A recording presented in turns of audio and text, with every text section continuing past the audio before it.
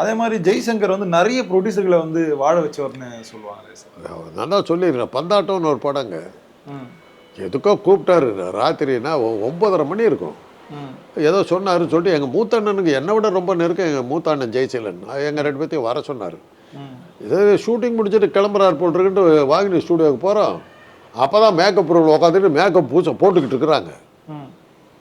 என்னங்க இந்நேரத்தில் மேக்கப் போட்டுக்கிட்டுருங்க? டேய், அவருக்கு மத்தியானம் 3 மணிக்கு தான்டா காசு வந்தது. அவர் எல்லாத்தையும் கூட்டிகிட்டு வந்து கேமராமேனு எல்லாத்தையும் கூப்பிட்டு வந்து ஒரு 3 நாளைக்கு படம் எடுத்துடலான்றாரு. நான் முடியாதுன்னா அத்தனை பேர்த்துக்கு காசு போய்டும் வந்து உக்காந்துருக்கேன். அப்படி அவங்களுக்கு போயிடக்கூடாது, இவர் வாங்கிக்கல. அந்த மாதிரி ஆள் அவர், அந்த மாதிரி ஆள். அப்புறம் அவரே சொல்லுவார், என்ன 2 லட்ச ரூபா உனக்கு உதைக்கிறதுக்குன்றாங்க, இந்த கொடுக்குற முடிச்சுட்டு படத்தை வெற்றி அடைஞ்சதுன்னா அப்புறம் திருப்பி கொடு. அது மாதிரி எவ்வளோ பணம் கொடுத்துருக்காரு. அதெல்லாம் சொல்லாமல் கொடுத்தவருங்க.